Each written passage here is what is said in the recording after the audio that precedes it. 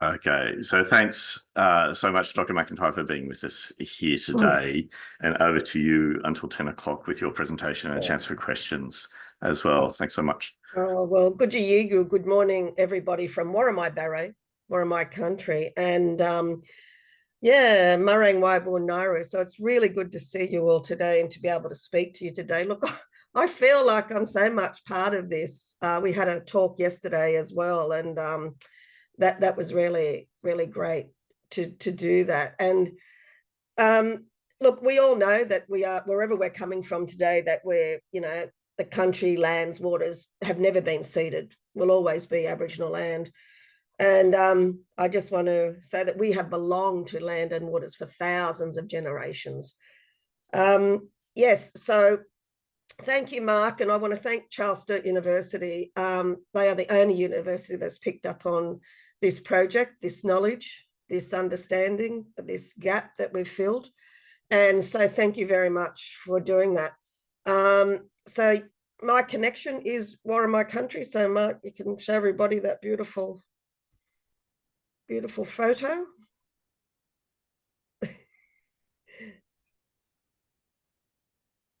Hang on, you're on mute. Sorry about that. I'm not sharing and I'm enjoying the picture all to myself. So yeah. It's a bit greedy. Here we go. Yeah. So this is my connection. So this is Tea Gardens and Hawk's Nest. So I'm a Warramai Gringai and Wonnarua elder. My country spans Port Stephens. You can see our sacred mountain there of Yakabar and Bundlebar, and Cabbage Tree is right there. And so this is where I spend my days, and everybody's going, oh, wow, I know you are. And so Mark, just the next one. This country, Gringai country, also goes up into Foster, Taree, comes around into the Great Barrington Tops, takes in the Great Lakes. We are fresh, we are salt water, goes down into the Hunter Valley where you connect, across to the Wonnarua people within the Hunter. So this is Jimmy's Beach. And again, you can see Yakabar and Tomaree, our two mountains that protect us. And that's not modified. That is not a modified picture. Next, Mark. Banjigan, I really like to show Banjigan. Banjigan walks amongst us every day. And I like to put Banjigan there because Banjigan is seen by some people as a wild dog, while others see Banjigan as a beautiful dingo, as he is there. And I'm hoping that you're going to be inquisitive like Banjigan there, listening intently today. Thanks, Mark. So today I'm actually going to talk around First Nations people's experiences and understanding of the forensic mental health system. But before I start, I sincerely thank Minderibba, local Aboriginal Land Council, and Biripi Aboriginal Corporation Medical Service in Taree. Minderibba is in Maitland and covers the Hunter area, that's their catchment. And of course, Biripi sits on Purfleet Mission, covers Taree up into bushland area and everything. They're being one of the longest Aboriginal medical services in New South Wales. They formally supported the project and Biripi had oversight of the research. We appreciate the deliberate efforts of Minderibba and Biripi to ensure that our people have better lives. Thanking the Mental Health Commission as well for the funding to do this work, and which was co-led by Professor Kimberly Dean, who's the chair of forensic psychiatry at University of New South Wales, and myself. As Marcus said, we were both members of the Mental Health Review Tribunal at the time. Kimberly isn't anymore, but I've continued on. And but that gave us that insider knowledge to be able to do this really good research. So firstly, but finally, I should be thanking the people, the First Nations people that welcomed me into their lives and openly did so. And they shared their lived experience. It wasn't lived experience, it was living. They were living this stories, their uncertainties, their confidence regarding the system, and also what needed to happen, and so that we could do better. The system could do better. And this is hopefully the report that was presented, and you can download that report off the Mental Health Commission website. It actually shows them that they've not been forgotten. And that was one of the things that one of the participants said to me. It's like we're forgotten here. And I reassured them that they certainly were not. And this report actually highlights that they're not. Their stories are now here forever. And I will mention Georgia Lyons, who was our research assistant, the amazing Georgia. So when we talk about forensic patient, we're actually talking about those who have been charged with an offence, but they've been found unfit to plead or to stand due to the nature of their mental disorder, and whether they're going to become fit within 12 months to actually be tried and have a special hearing. There's also a term called limiting term, which means that can be nominated by the court.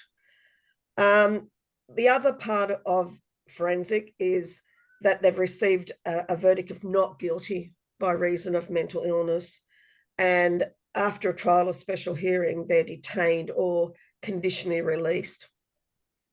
So, yes, thanks, Mark. Yes, so we had two aims.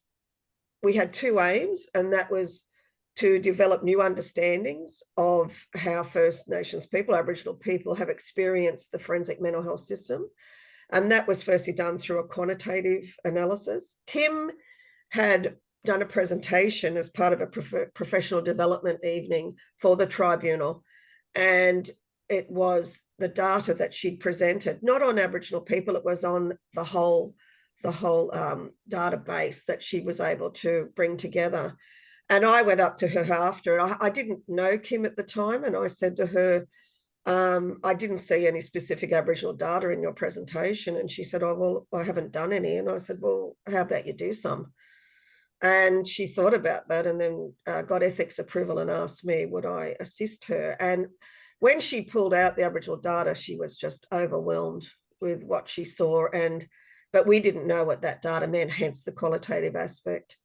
So the database that was compiled was from various areas. It came from the Bureau of Crime Statistics and Research, their offending database, emergency department presentations from New South Wales Emergency Department, hospital admissions from the New South Wales Admitted Patient Data Collection, non-admitted mental health service contacts for the New South Wales Ambulatory Data Collection, and over other post-release outcome data from New South Wales, Mental Health Review Tribunal records were significant, breaches, revocations of conditional release and hospital readmissions. So it was quite an extensive database.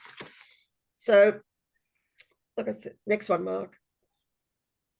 I think I just covered that. So yeah, what we did, there we go. So within that sample, there were 11% were recorded as being Aboriginal or Torres Strait Islander background, compared to other non-First Nations. That's a big word. Non-Aboriginal people. Our people were more likely to be female, have children, less likely to have completed high school or be engaged in employment or study before the offence. There was a history of child abuse or neglect more often recorded. The clinical side of it, they was more likely to have a diagnosis of personality disorder, substance use disorder, intellectual disability, and we know that. We know that from other research that's been done, and the research that I was involved with Indigenous Australians with mental and cognitive disability in the criminal justice system, led by Professor Eileen Baldry, had already shown that. More likely to have a history of a head injury, self-harm, self-harming behaviours, and or a first-degree relative with a mental illness. And that's certainly true within my family.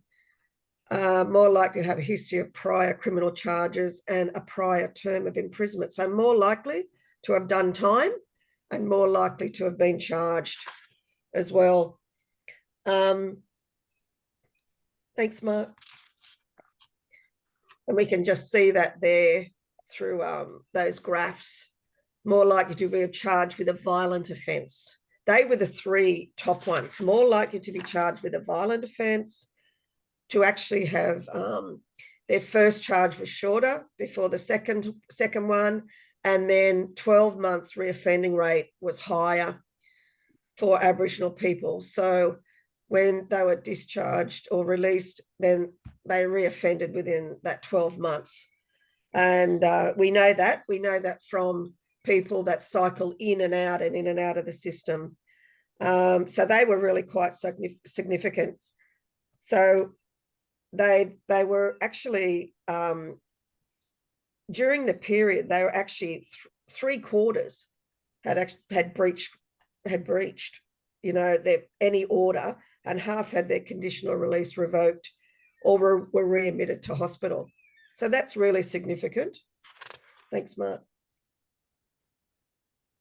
With health outcomes, there was actually no real differences in the rates of post-discharge with health services contact. But, and I think I covered that off, they were more likely to have a breach, revocation, or a readmission. So there was no real difference in the rates of contact, but they were more likely to be breached. So just have a think about that for a little bit. Thanks, Mark. Okay, so then that's where I came into it. So Kim had all this data that she didn't understand. Kim's not a qualitative researcher, and I'm not really quantitative. I'm more want to have a yarn to someone to understand their story and to be their advocate, as well. And so she asked me, would I, if she got some money from the Mental Health Commission, would I assist her with the interviews? Now, I was the person best placed to do this. I had been the manager for Aboriginal Health for Justice Health for 12 years. I had left that position to undertake the big research with Professor Baudry around mental and cognitive disability. I already had the understanding. I knew it because I was seeing it over the time I'd worked within that prison health sector.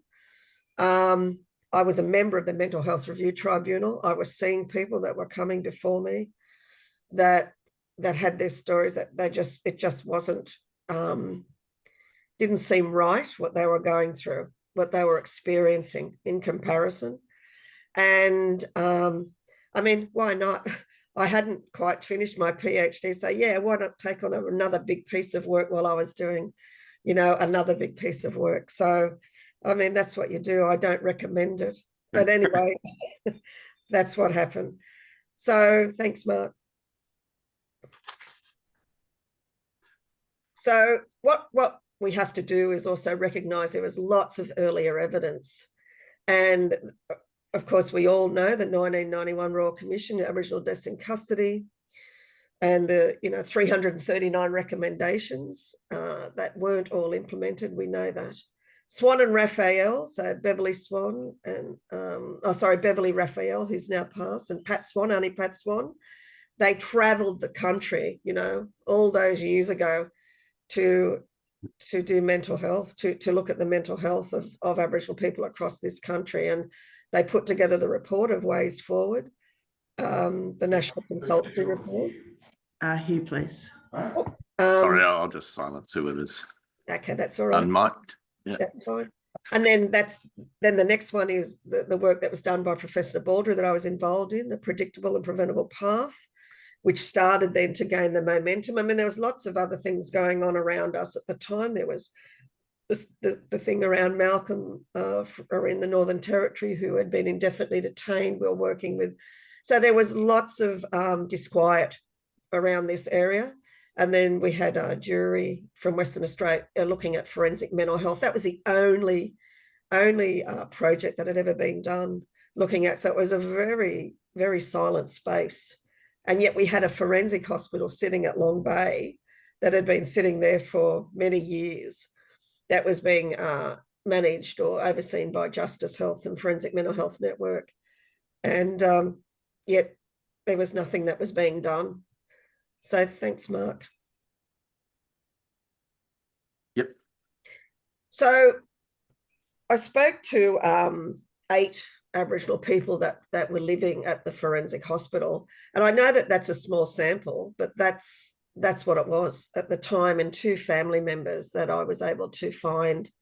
So 10 in all, and people will go, well, that's just too limited, but it was everybody that was there, I think, except one person who was just too unwell at the time.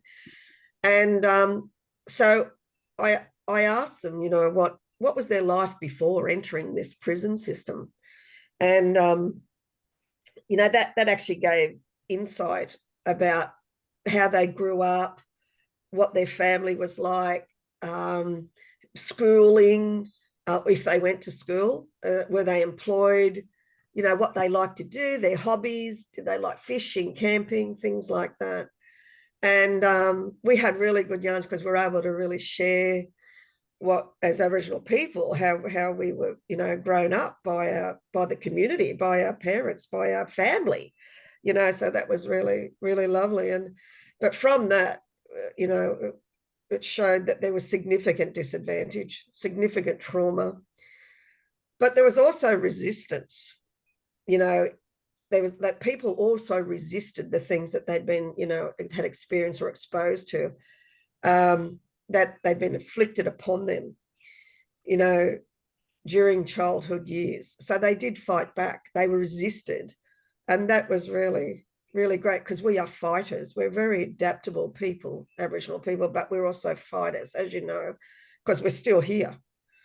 There was that early and frequent contact with the criminal justice system due to undiagnosed mental health disorders and inadequate availability of treatment and care. There was no NDIS getting around.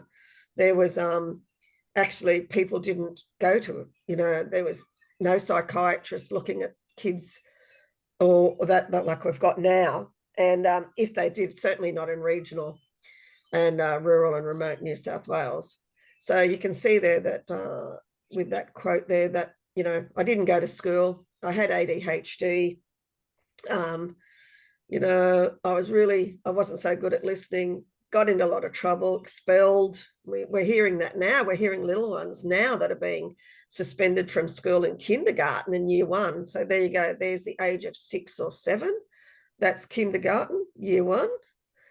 They couldn't charge me. So they talked to my nan, and my nan had custody of me. So here we go. We can see that we've got someone that was living not with their parents, but with their grandparent in out-of-home care, living with their grandparent who was raising them.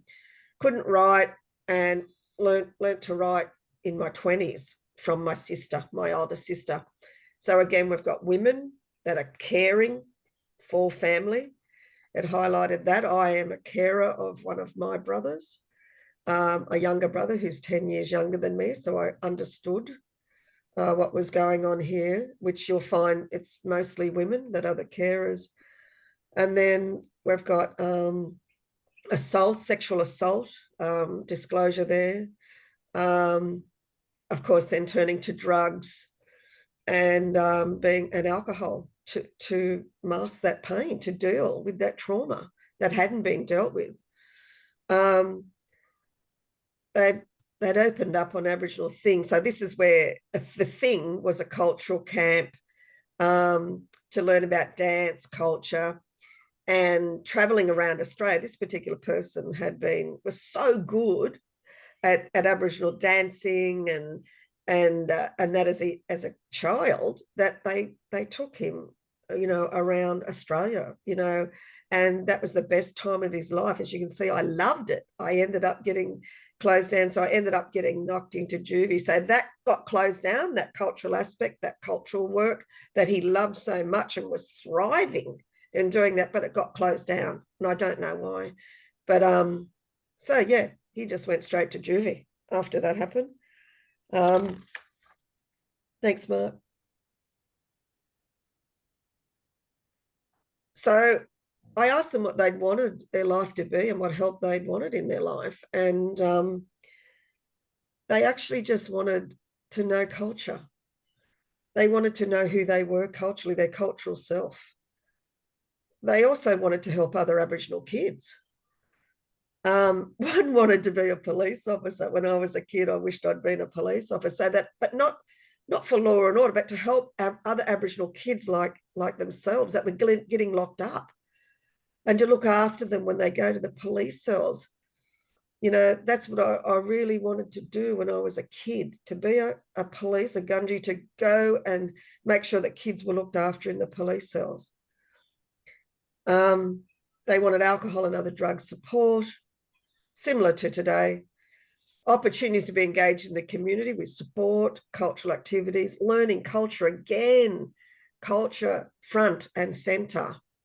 Family support, talking to be regular and ongoing, not one-off, not just a one-off session or an assessment and then you don't see someone for 3 months. You have that ongoing yarning, that ongoing talk, that ongoing support, that ongoing dealing with trauma, dealing with the beast. And there we say, we need this because everyone's got trauma. So they had identified their trauma. They knew about trauma. They were using the language. They were saying, I've got trauma. I need someone to help me with this trauma. Wanted to be able to go back home, you know, at the time, you know, and not just wait another month to speak to people, you know. So yes, thanks, Mark. So then when people were in prison, then, you know, not just one time, but many times, there are people that have been imprisoned several times. I'd ask them, you know, well, what was like life in prison, in the prison system, now that you're here living, you know, in this system? And there you can see it just added to the poor mental health and well-being. And this particular one is really significant, you know. It's pretty shitty, pretty rough, pretty frightening, and pretty scary. And that for me says it all. You might hear things like, oh, toughens people up and they love it being in prison and it's their rite of passage and all these types of things that we hear, but there it is there. It's pretty scary. And I have had grown men say to me, we still cry at night. So yeah, they might have that tough persona and others might think for them of what it's like to be in prison, but there it is. There are lots of people that I know were unwell around them. It's not a place you want to be. It's not a place you want to be. So one said, they put me in a cell and I could have died. Segregation, 4 walls, nothing to watch, just cameras looking at you. There's a toilet, a bed. Took 2.5 years to get a TV and a courtyard for exercise. 2.5 years.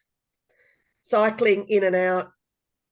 Regular medical appointments and medication is lacking, as I'd covered earlier. There was no culturally safe and responsive support. That's true. Limited family contact because of where, you know, the prison is located, or the prisons across New South Wales, but also the forensic hospital. The transport's not great out there. Family just didn't know where people were and given misinformation around the forensic system. And that was a really big one. So after, you know, the 6th time, the 7th time, you know, that I'd gone in, wasn't being fed, wasn't being looked after or clothed at the jail. And that's when someone went crazy after that happened. They weren't being fed, they weren't being clothed, they weren't given anything to wash with, soaps or shampoos and things like that. So that's when they actually just went crazy, as one would. Thanks, Mark. So what was it like attending mental health review tribunal hearings? And the comments were, you know, it was just this ongoing cycle of attending the hearings without progress. So when you go to a hearing, and you'll hear about this later, you know, there's a determination of whether you stay there or you start to step down and out with conditional release and that. And as I said, this will be explained to you. So another 6 months, another 6 months. I'm still effing here and I'm just waiting to be let out. And this was a person that had been there by this time, almost 11 years. Done all the programs, and there was nothing more that this person could do. There was everything. Had actually done some of the programs twice, 3 times, done everything. They felt they'd actually done everything. Again, this feeling of helplessness. There's no one out there to help us. This was really interesting, where they were saying, but if you're from a wealthy family and your family can pay for a solicitor and not just legal aid or the mental health advocacy service, you're out in 12 to 18 months. And I've seen that. I've seen that too. Some solicitors don't even want to fight to you, and that's because they've got so many clients. That's because they don't understand as well what's going on for that particular person. They mightn't talk to them enough. There's various reasons that I see. There was feelings of regret and sorrow about actually pleading not guilty by reason of mental illness. People said, I wish I hadn't have done that, because if I hadn't have done that, I would have been out. I would have done my time. I would have only got a couple of years and done my time, and I would have been out. So they're saying, serve your time in prison. Don't go forensic. And because you're stuck here, you're here for 3, 4, 5 times longer than if you had been in jail. Again, I reckon I should have just gone, did my time, not gone forensic, even to a point that one felt the solicitor had tricked them, and they were devastated. They felt tricked, betrayed, that they were in this system now, and there was just no way of getting out of it. Thanks, Mark. So living in the hospital, I asked them what it was like to live here. This was their home now. So there was one Aboriginal mental health care worker, and I do shout out to Belinda for her great care. She was training to be a social worker as well, but she travelled from the Central Coast into Long Bay. That was no mean feat. And that was a long way. So it was important to have her there, because she was an advocate. She planned, she facilitated the cultural activities. She gathered everyone together to yarn and to share knowledge, just to be together, to have unity, to have that connection. It was really lovely to be in a room that they shared with the art classes and that. And she did a great job. They wanted the right medication to help manage their illness. They felt that they weren't getting that at all. All programs and therapeutic groups were helpful. They said they were helpful. It helped with their fitness. I mean, there was a gym, there was a swimming pool, their sensory. They did lots of stuff around hearing the bowls, chiming and things like that. Your mind. They did a lot of art. They learned computing with IT, the singing bowl, sorry, yeah. And some felt the activities did broaden your own life, broaden your mind, broaden your thinking, relaxed yourself. They had people that would do, therapeutic relaxation with them. But these were the people that had just not been there long. They'd arrived and, had only been there, maybe 12 months or so. And it was really the ones that had been there longer, very much longer, that felt that it didn't meet their needs. Then there was Gamarada. You might have heard of Gamarada, Universal Indigenous Resources. That's Ken Zulamuski runs Garamada, and he's an advocate where he takes people and teaches them, how to be strong. It's all cultural. Ken's program is all around culture and everything. So again, when people had done the Gamarada program, they felt great about that. They felt great about themselves. The long timers, like I said, the programs were repetitive, just done it all. And just going over that same old stuff, tired of it, One in particular said he'd like to know more about the Forensic Hospital Act. He wanted to know more about legislation, policies, and that, so that he knew what was going on, which was really great. And I encouraged them to do that. they have every right to have a look at policies that are affecting them. Thanks, Mark. So there's more there. So that they felt that the doctors and nurses just didn't understand them and didn't understand their concerns, their mental health, their well-being needs. They didn't felt listened to.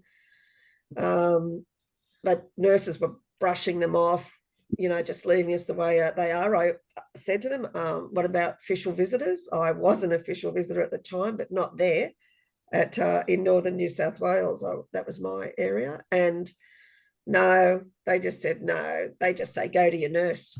They don't help you, which is not the role of an official visitor. The role of an official visitor is to take up concerns with either the head of security or the governor or the health system or whatever like that. You are an advocate when you're an official visitor, and to ensure that you resolve issues for that person. Psychiatrist visits every blue moon, and that meant that possibly 30 minutes before a hearing, mental health review tribunal hearing, the doctor would do an assessment, and that was then presented to the tribunal. So the person had not been seen for 3 months, and then, or 6 months, and as well, and then they would have an assessment done that was taken to the tribunal. Doctors just keep changing things all the time. They say one thing, they do another, they wind back. Oh, where were we 3 months ago? Medication is too much, makes you tired. Nobody to talk to about it. Communication between the forensic hospital and family members was an issue. Family had difficulty visiting. I don't know if people have ever been to the forensic hospital or know where it's located. Parking is a nightmare. The big scanner when you walk in, body scanned. The big doors, there's a massive long walk that you've got to do. The cameras are everywhere looking at you. Look, I understand it's a secure setting, but that long walk for children in particular is scary. Being locked then in a room, like a visiting room, was intimidating. And yeah, it was just an all-day event for you to go and visit a family member for an hour. So I think we've got to do a bit better around that if we want families to be involved in care and recovery. Thanks, Mark.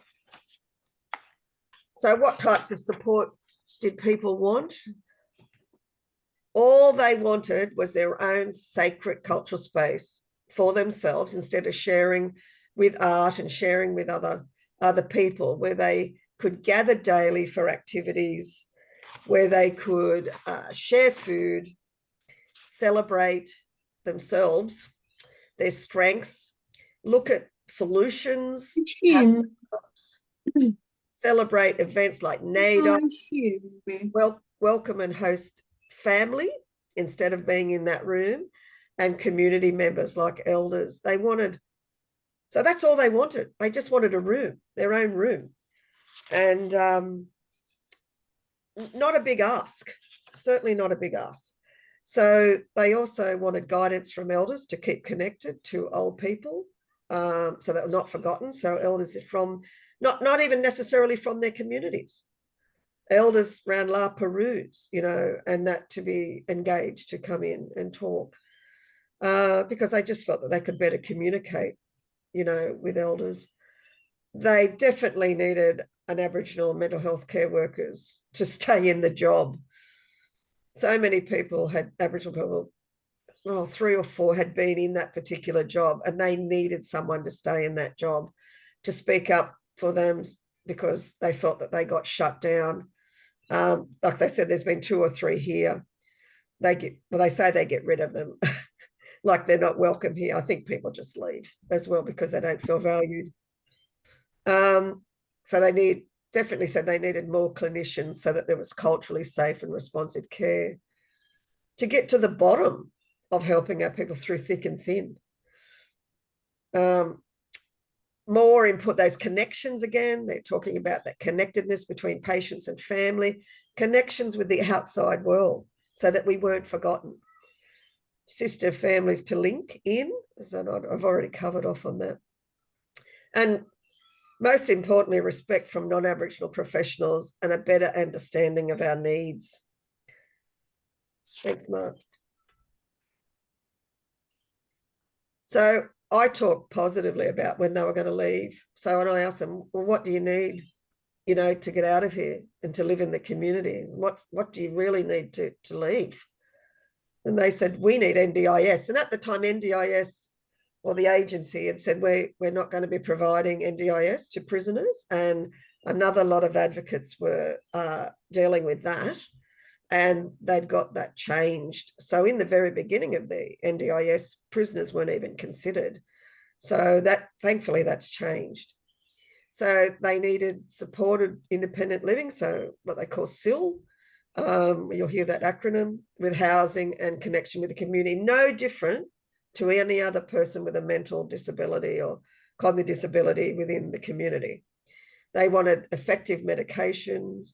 They wanted assistance to reconnect with their family and their community. We want to go home. We want to go home like any other person would want to go home if they'd been away for a long time.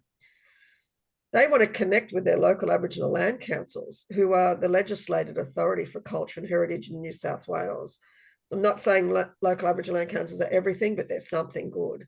And they wanted to connect with their land councils because of, getting to know who they were, their people. They'd been away for so long. What's needed to stay out of prison? Well, prompt access to care and those really important wraparound or holistic services to address those needs. So housing, health, the education, the culture, all of it together, not just segmenting people to do, and doing this bit or dealing with this bit or dealing with this bit. This is where the system silos itself out and people are treated or segmented, I call it. They wanted trauma-specific services to overcome those layers. We talk about intersecting, but there's actually layers of hurt, harm, hardship built upon from the time they were little and young as children, right through now to adults, being let down, being lied to, all those things. They wanted elders and that connection between elders and young people. They were even thinking of people like the young people that were in out-of-home care. And we have, our children are like 6 or 7 times more likely to be in out-of-home care now than the non-Aboriginal kids. And they were thinking about those kids because they'd been through it. And they didn't want those kids to end up where they are. And they said, because, we're always going to be here. We're never going to go. Aboriginal people are always going to be here. Thanks, Mark. So we made very basic recommendations, and I knew if we made big ones, they were never, ever going to be implemented. So very basic ones around, for exploring the reasons, to keep this discussion going should be further explored. The reasons why, there is an underrepresentation of Aboriginal people in forensic mental health services. A proper assessment to be done on vulnerability. And I don't use that word lightly. I'm a very strengths-based and uplifting, type of thinker. Vulnerability, the system makes people vulnerable. They don't just wake up one day and they're vulnerable. The impact of disadvantage, but the resistance. I want you to understand that there was resistance to this system as well. So this whole of care pathway plan. So the assessment with whole of care, not just medication, not just where they're going to be placed at the hospital, but this whole of care plan to be developed straight away, as soon as possible, with about connections to carers, family, community to be maintained throughout their stay. Not just periodically, not just when people could be found, but actively throughout their stay. Like we have connection with our families and communities here. The histories of generation and of existence, and again, resistance to be part of, any programs and services that were offered to be shown. Of course, the provision of, more activities led by them. They wanted to lead their own activities, and that should be a priority. That's why they wanted their own room. They wanted their own room to be able to do their activities and do them the way they wanted, and they felt that would promote their healing and their recovery. And of course, the employment of more Aboriginal mental health clinicians or health professionals within the system, and not just one. And for those staff to be adequately supported, valued, part of the team. Thanks, Mark. That's what I'm saying. There's the knowledge and skills of those professionals to build that responsiveness in the system, not just called upon to do an acknowledgement of country in a meeting, not just called upon to maybe run that or make that phone call or whatever, really valued, like any professional wants to be valued. And of course, attending those mental health review tribunal hearings. And thankfully, that's happening now. I was able to get that happening because of being on the tribunal. I mean, that wasn't a big ask, that they should be there. And if they're not there, a report provided. They might be there for other reasons, but at least a report or a comment or input from those clinicians with tribunal hearings. And if elders were to come in, of course, engage adequately, pay and remunerate elders and senior people. If they were coming in, I'm not aware that any are going in to the forensic hospital. I hope I'm wrong. That early engagement with family members and carers was actually so crucial, so that people weren't lost. People weren't wondering, where's my family member? People weren't making phone calls into a system that, didn't know where people were or wouldn't give information because of privacy. Adequate resources and funding providing to Aboriginal-led services. Well, that's just a given. We've been asking that for decades and decades and decades. And of course, further research to evaluate the impact of those interventions. That's got to be ongoing, and it's got to be Aboriginal-led, so that evaluation, that monitoring. We talk about co-design, but it stops there. That's only part self-determination. Co-design, it should be co-developed, co-monitored, co-evaluated. Next one, Mark. So this is what I'm working on at the moment with Kimberly again. We've got some funding through the Australian Institute of Criminology, a small amount, to look at diversion. And of course, all the data was showing that Aboriginal people are less likely to be diverted from the courts. And so again, what I'm doing, I'm talking to people around their diversion experience. That's all. How likely were you to be diverted, or were you diverted from, the court system, or weren't you diverted? However, I will say after the referendum, people just didn't want to talk. I didn't even want to do this research. So I did have a bit of difficulty actually finding people. And then I thought, well, you know what? This is a systemic issue. This is not, our issue. This is systemic. So we were also talking to magistrates, and we were talking to the court liaison nurses that sit in the courts under Justice Health. So the court mental health liaison nurses. And so we've now turned it to being a system response. So why are Aboriginal people less likely to be diverted from the court system? And we're going to hear from the magistrates, and we're going to hear from those mental health nurses within the system. So that's going to be a bit of a different slant, because we don't need to be involved in this, I felt anyway. And the Australian Institute of Criminology agreed. They agreed that the most researched, we've given enough of our knowledge, of our living experience, for people to have an understanding. So let's hear it from a system response this time. I was a bit bold there. I was a bit bold with them, but anyway, they said fine. Thanks, Mark. So again, the acknowledgements that I've already done, and again, I'll say definitely the men and women that freely gave to me as I did to them, like that. Belinda Brown was the care work, Aboriginal mental health care worker. Belinda's no longer there. I do hope she finished social work and she's working. Minda River and Birapai, the tribunal, of course, and the Mental Health Commission were partners. And the team, which was, of course, myself, Kimberly Dean, Olav Nielsen, Richard Kemp, and Nina Johnson, who was a deputy commissioner of the tribunal, who's now the commissioner of the Crime and Conduct Commission. So, yeah, that's great to have a Nina in that position. And our research assistants, which you can see there with Georgia, Sarah, Nina, Maria, Tim, Boniface, and Bridget. So thank you. Thanks so much, Dr. McIntyre. And if it's okay, Corrie, I'm going to borrow a little bit of time from your presentation just so that we allow everyone a chance to engage in some discussion with Dr. McIntyre here. Extremely rich presentation.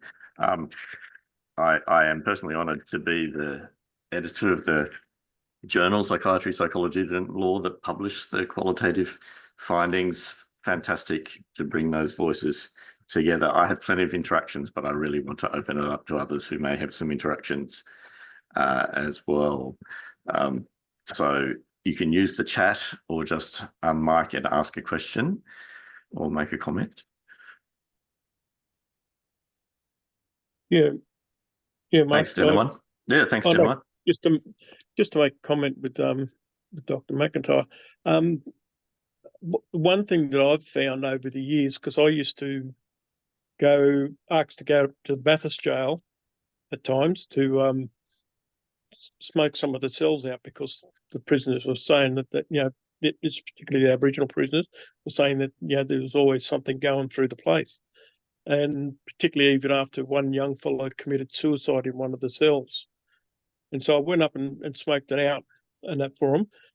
But the thing that I felt was that there was more spiritual stuff with a lot of these things with a lot of the prisoners. And the other thing too is that I think that it's, by the sounds of things, that the one thing that's not probably talked. They want elders to go in and talk, but I think that's what they look for, is that spiritual connection with a lot of the stuff too. So it's looking after their spiritual health. Is that one thing that's been brought up at your level or anything like that? Certainly has, Bill. Certainly has. And they wanted to know what was happening. They really wanted to know what was happening on my country and what I was doing, and definitely it was all of it. It was the spiritual, the social, the emotional, the environmental. They felt life had just let them by. So they needed that belonging, that connectedness, that they couldn't, there was a young woman from the Torres Straits, and, she hadn't been home for so long. And I was even, I said to them, get something sent down from the Torres Straits, something that tangible that she can hold on to. So yes, it was, and that's why they were wilting, because they didn't have that connection. I mean, that's what keeps us strong. That's what keeps me strong and going. When I can look at I'm here living with country, and I'm so grateful that I can be, like that. If I couldn't look at my sacred mountain every day and plug my threads in there and fill my cultural cup, swim in my salt water, be able to drive to the Barrington, and do what I need to do, I couldn't exist. So it's as simple as that. And here they were. Yeah. So yes, Bill, that's true. And Bathurst is such an old shocker of a jail, one of the first that was built. And it's got a big lion, everybody, at the front of it, and it's got a key. Yeah. And it's got a key. And I can remember standing there with some hierarchy, and they were saying, oh, look, the key, the saying was that if the key fell, that was the day that the jail doors would open, like that. And that was the jail where the riots, the famous Bathurst riots, where all the men went crazy. But Bathurst, most of these jails are not fit for purpose, as you know. So yeah, with the deaths in custody, and then having been put into that cell and whatever like that, no smoke. Yes, all of it is perverse. And I don't use that word lightly, so yeah. Yeah, because thanks. that's one of the things they need to do is that smoking ceremony themselves to be able to, Yeah. because you know, the thing that we teach and we even talk about in the psychology that, you know, you've got to look after your spirit too, because you become spirit sick over things, and that's what's happened with these young fellas who go to jail and that, you know, and particularly maybe some of the older ones that I've picked up on, because they've sort of grown up before with some of that, but some of the younger people today don't really acknowledge a lot of that stuff. So, yeah, thanks very much. Thank you. Pushed a bit for time, but is there one more comment or question from anyone before we say a big thank you to Dr. McIntyre? I've got a quick one, Mark. Thanks, Hayley. That's okay. Thank you, Dr. McIntyre, for a great presentation in the delivery, but also important work. You earned the PhD. We're going to use the time. Oh, don't worry. I use it. You know, yes, I do it. I do at times, but yeah, we're on amongst friends here. Hayley's one of our staff members up here in Birrapane. Sorry, I'm wondering about the issue of communication with family came up a number of times, and I'm wondering if you have a sense of what the challenges were there. Does some of it come down to kind of what our law or policy might expect in the nomination of something like a designated carer, and people not being aware of that, or that not being appropriate culturally, and, you know, some of those issues, or is it much greater than that? Oh no, Hayley, people just weren't contacted. You know, if people were moved to the forensic hospital, one of the family members, well, both of them said that we didn't know where they were. So they'd left Silverwater, or they'd left where their prison in the system, and they'd just moved them. So when they made a phone call, you know, to the prison to have a phone call conversation, they hadn't heard from them for weeks and weeks, months, you know. And one of, you know, the family members they got a phone call out of the blue saying, I'm at the forensic hospital, because they hadn't heard from them. And this family member said to me, forensic, I didn't even know what that meant. You know, so the whole wording is foreign, you know what. And when they said to me that the forensic hospital, I went, what is that? I didn't even know where it was, what it is, and what had they done? What had they done to be there? Why were they there? I can't find the quote that they actually said, but it was really poignant, where they said, we didn't even know what it was, where they were, if they were in New South Wales or anything. There was just no communication with the family, you know, when that happened. So also too, you know, if you're going to a tribunal hearing, it's encouraged for family to attend, to be notified. Now on tribunal, the question is asked, have family been, you know, advised? Are they here? Did they have a say? You know, like that's changed just recently. But within that forensic system at the time, people didn't even know if they were going to tribunal hearings. They had no, so the whole system was foreign to people. Yeah. Thank you. Okay, we're going to have to leave it there, Okay, but it's the start of a lot of discussions. I've seen some of those diversion data. Really important that you do your work in the qualitative space and make the voices come alive, because the data are shocking. Yeah, we'll speak more soon, ongoing, and thanks for your interaction today. I know that you don't give many presentations anymore, as busy as you are. We're absolutely privileged that you did today. So thanks so much. Got to stay around. I'm staying. Yeah. Good. Okay. So on to Corrie's presentation. We'll take a little bit of time out of the break if we need to, Corrie. I'm going to get Corrie's presentation up. So let me just swap recordings here.